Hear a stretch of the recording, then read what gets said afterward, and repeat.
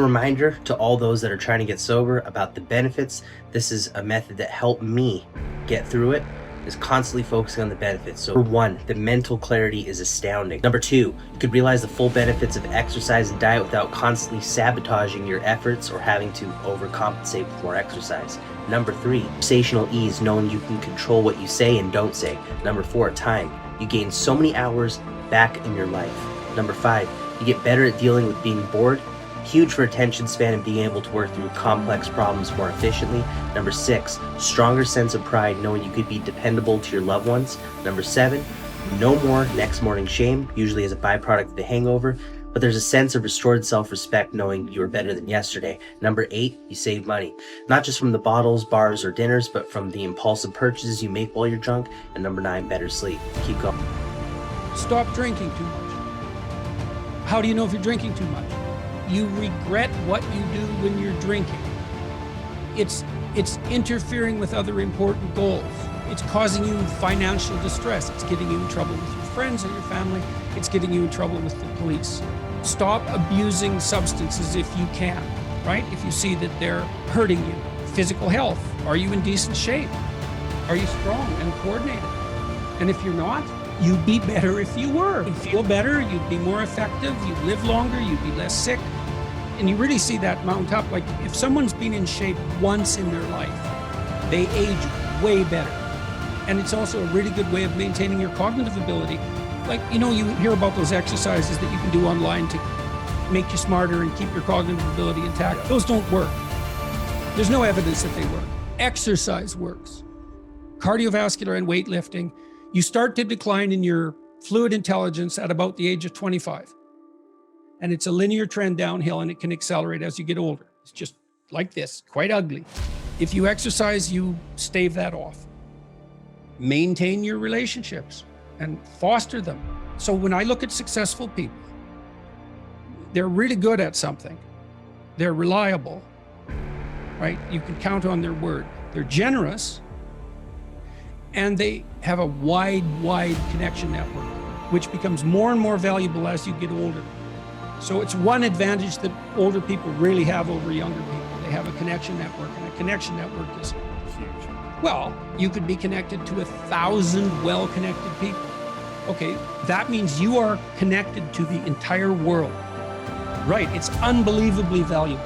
And that's one of the things that's so absolutely remarkable about the situation that I'm in right now. As far as one of the great benefits is I can contact pretty much anybody and they'll talk to me. It's like, really?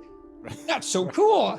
Having a connection network is of inestimable value. Reliability, generosity, you can work on both of those.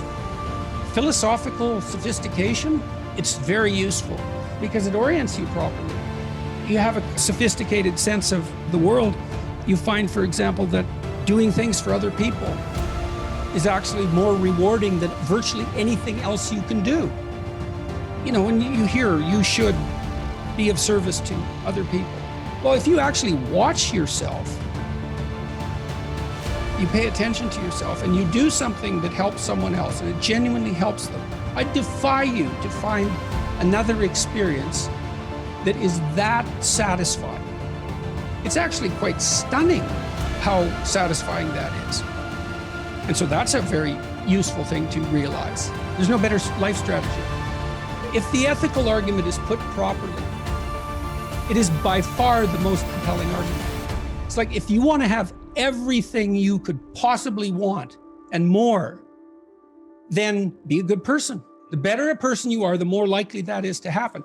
That doesn't mean that you're completely protected against getting cut off at the knees, but there's no better strategy.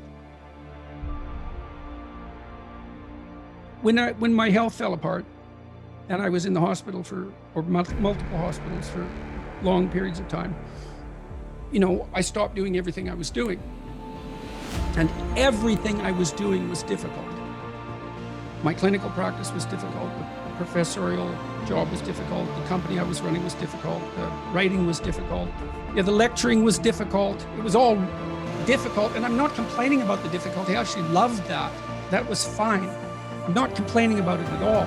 But because it was difficult, I have to be in really good shape to do it. And so then I wasn't in really good shape. And so because I wasn't in really good shape and everything I had done was difficult, I didn't know what to do. And I couldn't get back on top of things because it was like trying to jump into a car going 200 miles an hour. You know, it's very easy for us to call people who are doing something that we're not doing stupid. It's like, don't be so sure about that, you know. And it would have been better for me if I would have had a wider variety of skills that weren't so high intensity. I could have had some leisure activities that I got good at. Music might have been good, that weren't so demanding. See, what I tried to do, if I saw something was difficult, I wanted to master it. I was driven to do that, just to see how far I could go in these multiple directions. And that left me vulnerable to one thing. It left me vulnerable to being in a situation where I wasn't healthy enough to manage it. Someone asked me the other day, you know, do you regret the pathway that you've taken?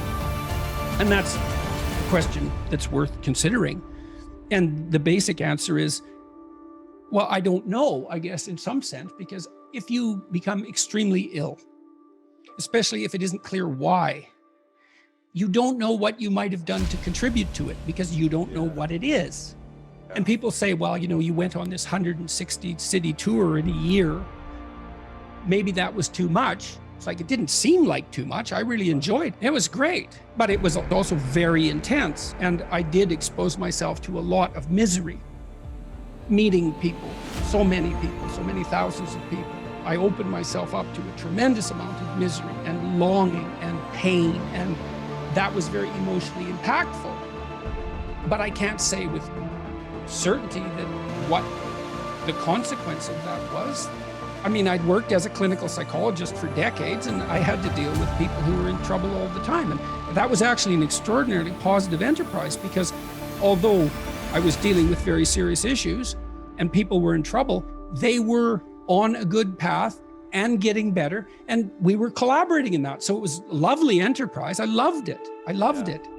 In deep conversations, meaningful conversations devoted to making things better. It was great. I've been opening up my day to work more and more. So now I work from 3:30 to 6, fairly intensely every day. And I started 1 day a week, and then it was 2, and then it was 3. And then I could see, was I better when I was working, or was I better when I wasn't working? And the answer was clear. I was better when I was working. And it wasn't just clear to me, it was clear to the people who were watching me. And so it looks to me that that also indicates that it probably wasn't the work. I think it's possible that just too many things happened at once. That's possible. It certainly distracted me, right? And so maybe I wasn't paying attention to exactly the right thing.